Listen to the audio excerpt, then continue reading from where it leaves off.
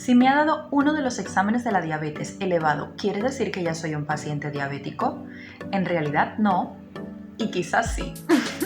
No es un trabalenguas, te explico. Mira, si tú eres un paciente que tiene síntomas de los que te hablé ayer, poliuria, polidixia, polifagia, pérdida de peso, y te haces una determinación de glucemia en cualquier momento del día, o sea, no estando en ayunas, por la tarde, por la noche, y de pronto te dan más de 200 miligramos por decilitro, definitivamente, teniendo síntomas y estos niveles de glucemia, ya eres un paciente diabético. No necesitamos más.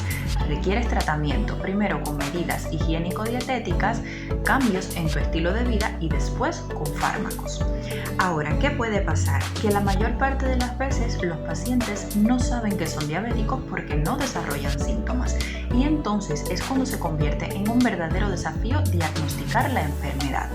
Por eso, los endocrinólogos, los médicos generales y los doctores que atienden este tipo de patología tenemos una serie de criterios que deben cumplirse para poder decir que usted tiene una enfermedad que se llama diabetes mellitus. De lo contrario, te estaríamos condenando a una vida entera de medicamentos cuando quizás no es necesario todavía. Entonces, ¿cuáles serían estos criterios? Mira, depende.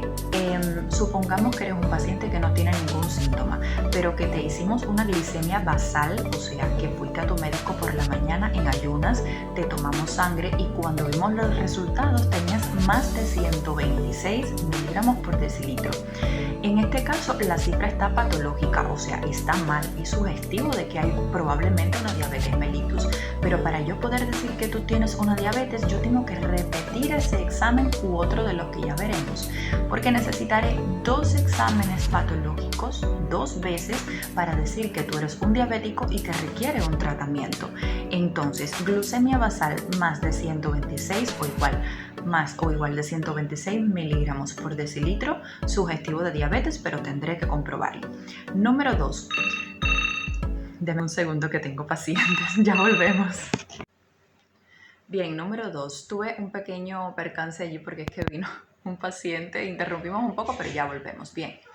Número 2. Si vas a tu doctor porque ya has tenido una primera glucemia anormal, que fue la que te dio más de 126, tu doctor te va a decir, mira, ahora te vamos a hacer un test que se llama test de sobrecarga oral con glucosa y te vamos a poner 75 gramos de glucosa en vena y luego en tu sistema, y luego te vamos a medir a las 2 horas los niveles que tienes de glucemia, o sea, de glucosa en sangre.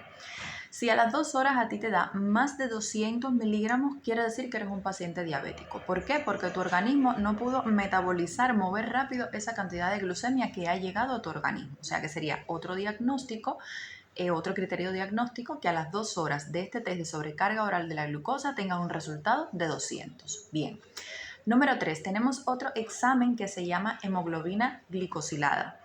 En inglés viene siendo HbA1c, en español viene siendo HbA1c. Este es un examen que normalmente los valores normales serían menos de 5.6%.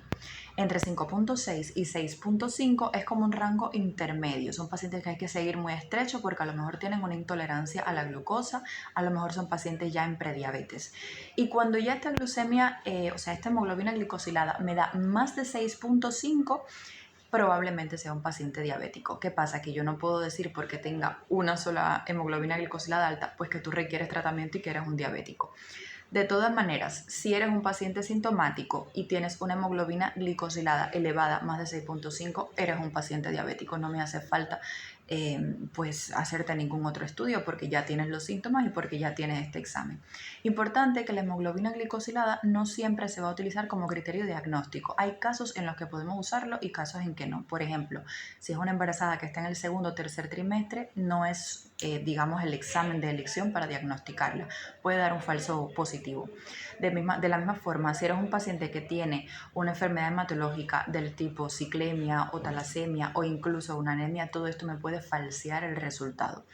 Lo que te quiero transmitir finalmente es que no podemos decir que eres diabético porque tienes un examen mal. No, hay que ver si tienes síntomas y hay que ver estos criterios diagnósticos de los que te he hablado. Si finalmente los tienes, bueno, pues eres un paciente diabético y entonces tu doctor o tu doctora Te dirá cuáles son las medidas higiénico-dietéticas, el estilo de vida y el tratamiento que deberás llevar para controlar esta enfermedad crónica que nos acompañará por toda la vida y que es reconocida actualmente como una de las más frecuentes a nivel mundial. De hecho, se estima que el 10% de la población mundial padece esta enfermedad que desafortunadamente lentamente va afectando diferentes órganos en el organismo y puede traer complicaciones que de seguro te voy a estar contando. Así que no pierdas el contacto con el canal porque vamos a hablar muchísimo de diabetes en aras de que logres comprender mejor la enfermedad y que por supuesto logres tener un mejor control metabólico y vivas una vida más feliz. Yo me despido, soy Neidi Espino Bernal, bienvenidos a Esquina Médica y nos vemos muy pronto.